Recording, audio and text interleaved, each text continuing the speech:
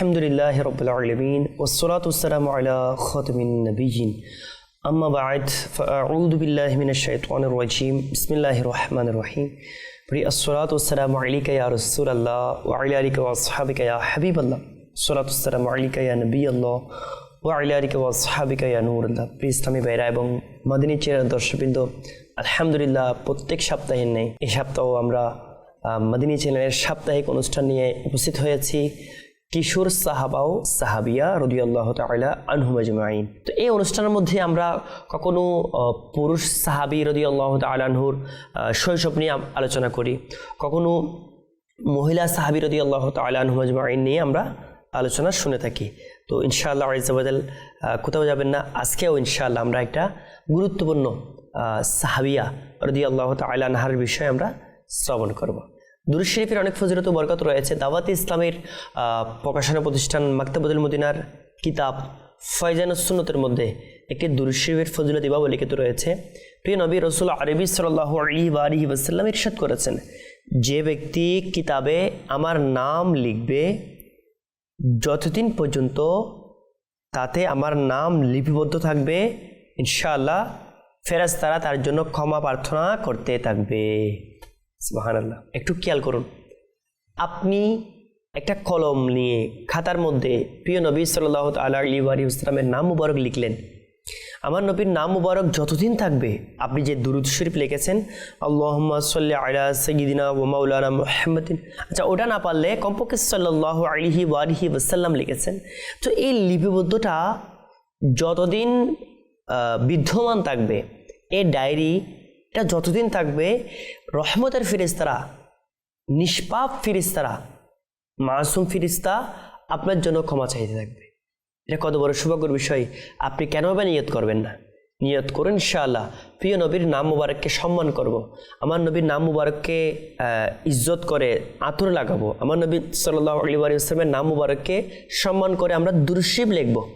যারা এই আমলটি করবে আল্লাহ পাক যদি চায় তাদের উপর রাজি হয়ে যাবেন। প্রিয় ইসলামী ভাইরা এবং মদিনী চ্যানেল দর্শকবৃন্দ, আমরা শুনলাম দুরূদ শরীফ লিখলে যতদিন থাকবে ফেরেশতারা তার জন্য ক্ষমা চাইতে থাকবে।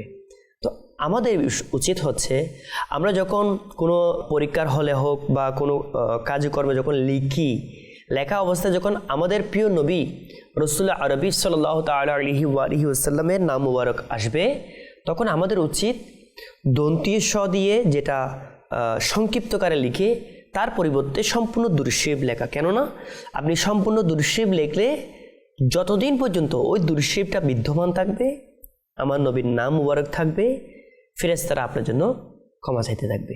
আল্লাহ পাক আমাদের সবাইকে শোনার এবং বুঝার আমল করার তৌফিক নসিব করুক। আসুন আমরা মজলিসের বরকতে একবার দুরূদ শরীফ পাঠ করি। সাল্লু আলাল হাবিব সাল্লাল্লাহু তাআলা আলা মুহাম্মদ সাল্লাল্লাহু তাআলা আলাইহি ওয়াসাল্লাম।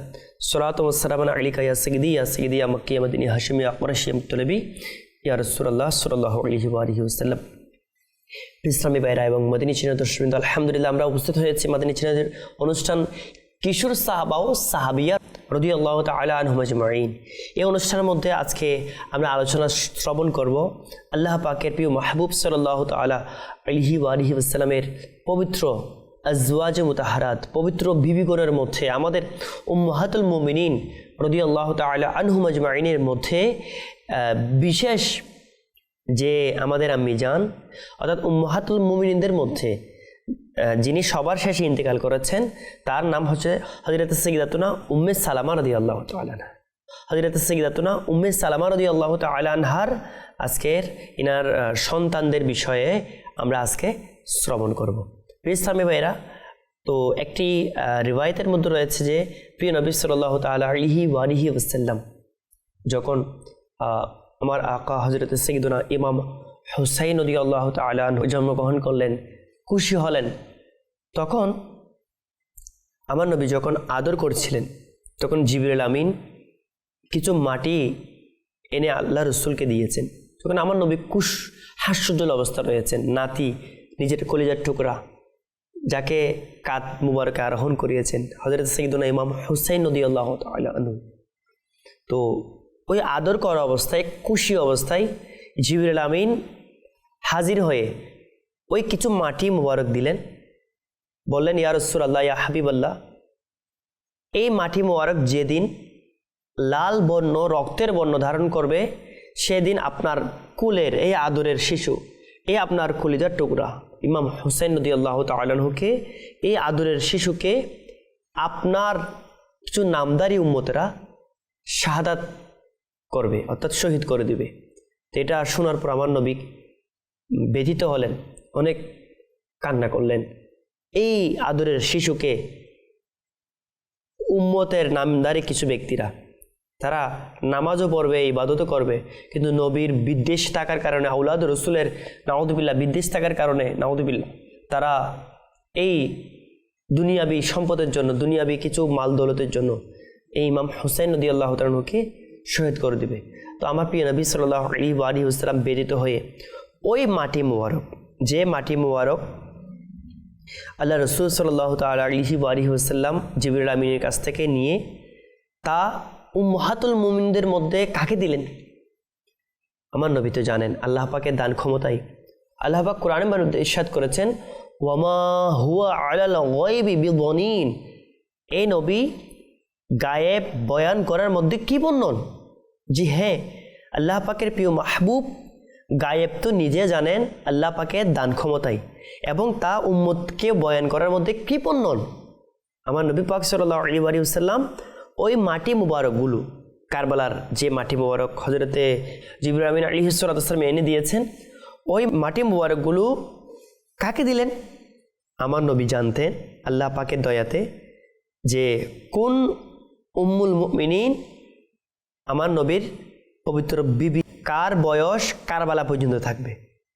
তো হযরতে সাইয়্যিদাতুনা উম্মে সালামা রাদিয়াল্লাহু তাআলা আনহার হাতে আমার নবী ওই মাটি মুবারকগুলো রাখতে দিলেন। বললেন, তুমি, যার সারাংশ কিছুটা এরকম, যখন দেখবে এই মাটি মোবারকগুলো লাল বর্ণ ধারণ হবে, তখন আমার এই আদরের শিশু তখন শাহাদাত বরণ করবে। ইসলামী বাইরে এবং মাদিনী সেনা দর্শক, কিন্তু আমরা শুনলাম হযরত সাইয়্যিদাতুনা উম্মে সালামা রাদিয়াল্লাহু তাআলা আনহা হলেন উম্মুল মুমিনিনদের মধ্যে যার ইন্তিকাল সবচেয়ে শেষ হয়েছেন, অর্থাৎ তিনি কারবালার ময়দান পর্যন্ত, ওই যে ঘটনা পর্যন্ত তিনি বাজাহির হায়াতে, প্রকাশ্যভাবে হায়াতে মুবারাকার মতো ছিলেন। আল্লাহ পাকের দান ক্ষমতায় আমার নবী যেমন বলেছেন তেমন হয়েছে। অন্যান্য আজওয়াজ মুতাহারাত উম্মাহাতুল মুমিনিনগণ তো পর্দা করেছেন, বাকি উম্মুল মুমিনিন হযরত সাইয়্যিদাতুনা উম্মে সালামা রাদিয়াল্লাহু তাআলা আনহা ওই ৬২ হিজরি পর্যন্ত যে কারবালার যে ঘটনা হয়েছে তা পর্যন্ত প্রত্যক্ষ করেছেন, এবং ওই সময় দেখেছেন যে ওই মাটি মোবারকগুলা যেদিন লাল হয়ে গিয়েছে, ওই দিনে আমার নবীর কলিজার টুকরা ইমাম হুসাইন রাদিয়াল্লাহু তাআলা আনহুকে শহীদ করে দেওয়া হয়েছে। ইসলামী বাইরে এবং মাদিনী সেনা দর্শক, কিন্তু আমরা শুনছিলাম উম্মে সালামা রাদিয়াল্লাহু তাআলা আনহার শান।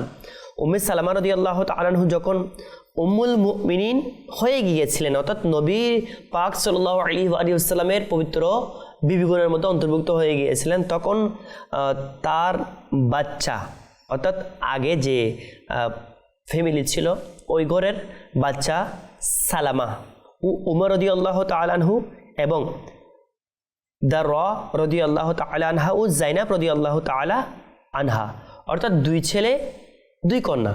হযরতে সালামা ও উমর রাদিয়াল্লাহু তাআলা আনহুমা দুইটা ছেলে, ও দাররা ও যায়নাব রাদিয়াল্লাহু তাআলা আনহুমা এই দুজন কন্যা ছিলেন। অর্থাৎ আগের ফ্যামিলির মধ্যে, আগের ঘরে 4 জন বাচ্চারা ছিলেন। তারাও আল্লাহ রসুলের সাল্লাল্লাহু আলাইহি ওয়াসাল্লামের পবিত্র ছায়ার মধ্যে চলে আসলেন, অর্থাৎ আমার নবী তাদেরকে পরওয়ারিশ করলেন, লালন পালনের দায়িত্ব নিলেন। এই জন্য আমার নবী যেহেতু এই 4 জন সন্তানদেরকে লালন পালন দায়িত্ব নিয়েছেন স্পেশালভাবে, তো সেজন্য এই 4 জন সন্তানকে রবা ইবুন নবী সাল্লাল্লাহু আলাইহি ওয়াসাল্লাম বলা হয়ে থাকে।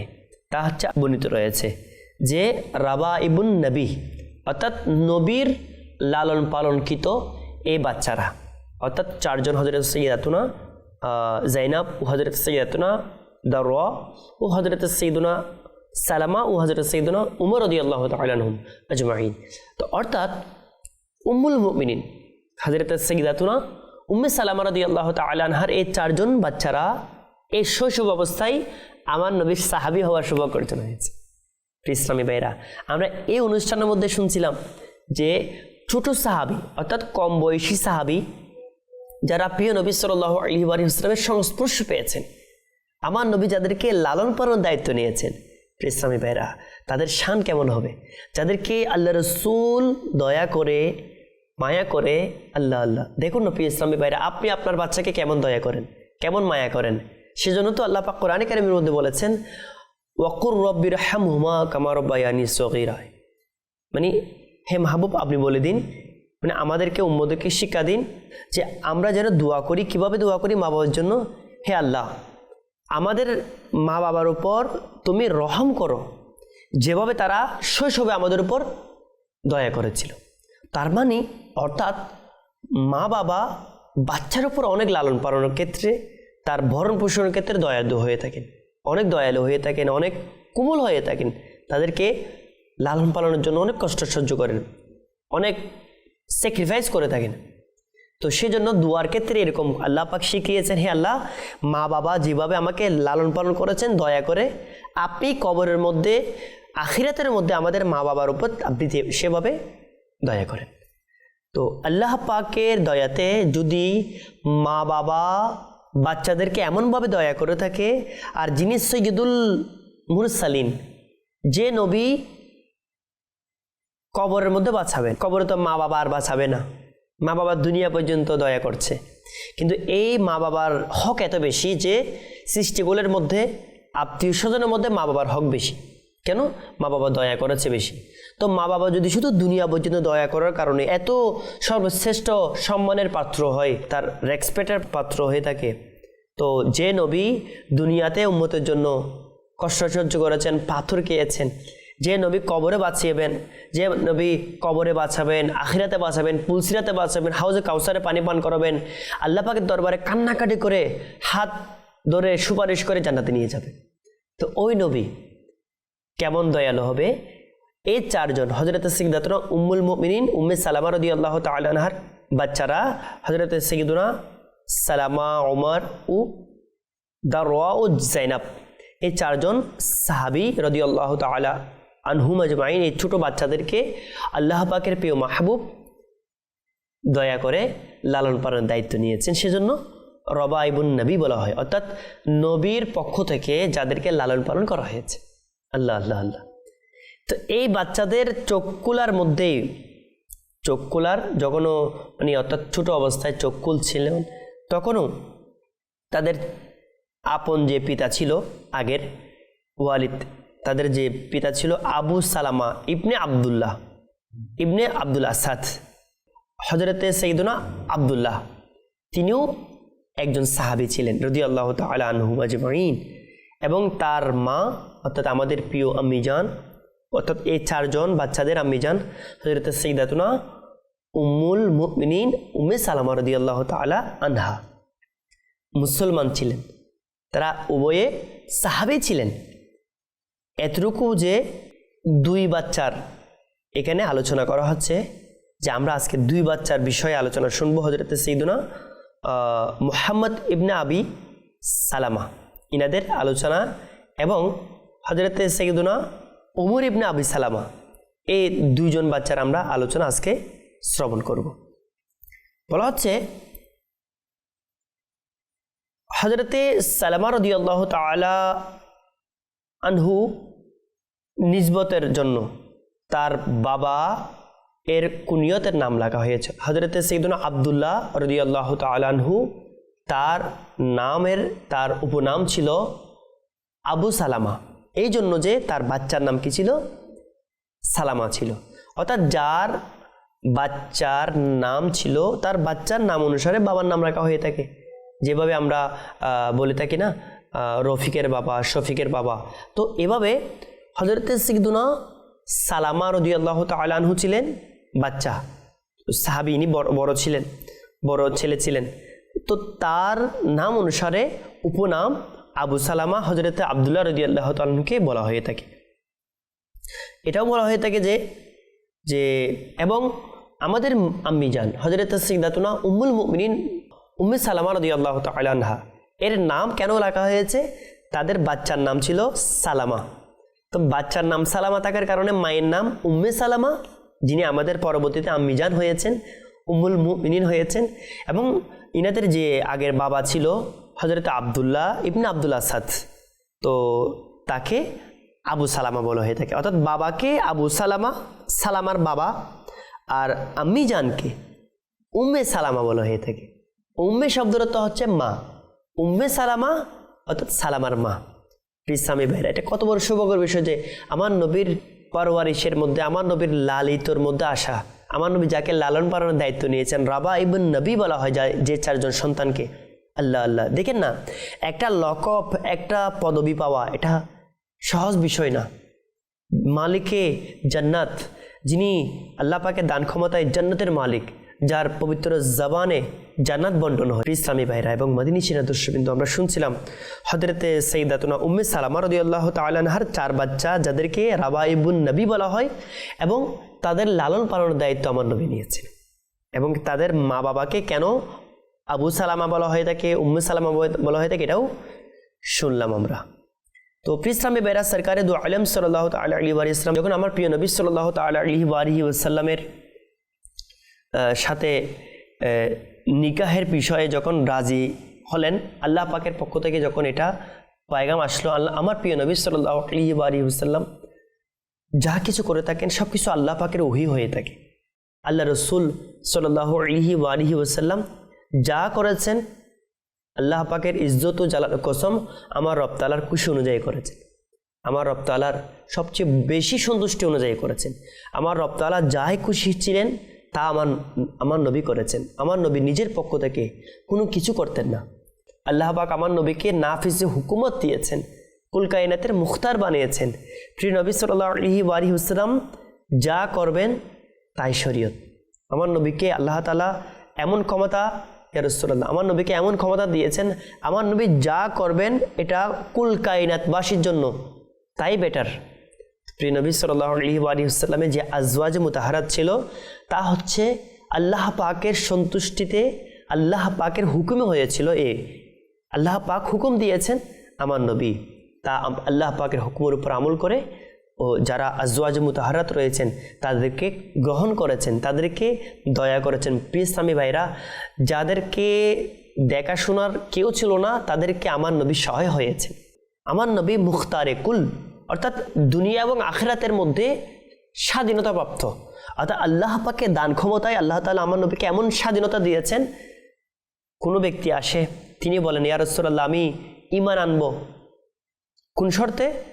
আমি এই 3টা গুনাহের মধ্য থেকে যে কোনো একটা ছাড়তে পারবো আর 2টা ছাড়তে পারবো না।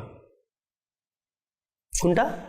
বলে, আমি আমার গুনাহের অভ্যাস আছে, কুকর্মের অভ্যাস রয়েছে, আমার মদ পান করার অভ্যাস রয়েছে, আমার মিথ্যা বলার অভ্যাস রয়েছে। তো তিনি বললেন, ইয়া রাসূলুল্লাহ, আমি ঈমান আনবো, একটা গুনাহ ছাড়তে পারবো, বাকি 2টা ছাড়তে পারবো না। তো আমার নবী তো জানেন, আল্লাহ পাকের দয়াতে জানেন যে ইনি কোনটা ছেড়ে দিলে বাকি সবগুলা ছেড়ে দিবে। আমার নবী তাকে বললেন, তুমি মিথ্যা ছেড়ে দাও। যখন ইনি বললেন মিথ্যা, এটা তো কোনো ব্যাপার না, এটা ছেড়ে দিব, ঠিক আছে, মদ পান করা বা কুকর্ম করা এগুলা তো নিষেধ করেনি। আচ্ছা, যখন মদ পান করতে গেলেন তো প্রিয় নবী সাল্লাল্লাহু তাআলা আলাইহি ওয়া সাল্লাম ইনাকে একটা শর্তে, অর্থাৎ মিথ্যা বলবে না। মুসলমান মুমিন মিথ্যা বলতে পারে না। তো মিথ্যা না বলার শর্তের উপর তিনি কলমা পড়ে মুসলমান হয়ে গেলেন। তারপর যখন মদ পান করার সময় আসলো তখন এটা ভাবলেন যে আমি যদি আমার নবীর দরবারে যাই মিথ্যা তো বলতে পারবো না, সত্য বলতে হবে, তো এটাও ছেড়ে দিলেন। যখন কুকর্ম করার সময় আসলো, মন চাইলো, তো এটাও চিন্তা করলেন নবীর দরবারে গেলে তো আমি সবার সামনে সত্য কথা বললে আমি তো ফেঁসে যাব, লাঞ্ছিত হব, এটাও ছেড়ে দিলাম। শেষ পর্যন্ত আমার নবীর দরবারে এসে মাপ চাইলেন, ইয়া রাসূলুল্লাহ, আমি 3টা ছেড়ে দিলাম। ইসলামী ভাইরা, মাদিনী চ্যানেল দর্শক একটু দেখুন, একজন ব্যক্তি এসে বললেন যে ইয়া রাসূলুল্লাহ, আমি 3টা গুনাহ থেকে একটা ছাড়তে পারবো, 2টা ছাড়তে পারবো না।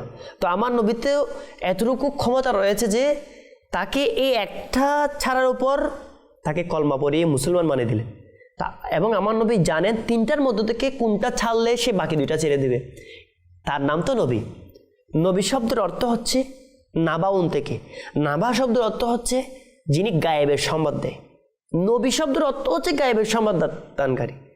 তো আমার প্রিয় নবী সাল্লাল্লাহু আলাইহি ওয়াসাল্লাম জানেন যে কোন গুনাহ ছাড়লে বাকি সব গুনাহ ছেড়ে দেবে।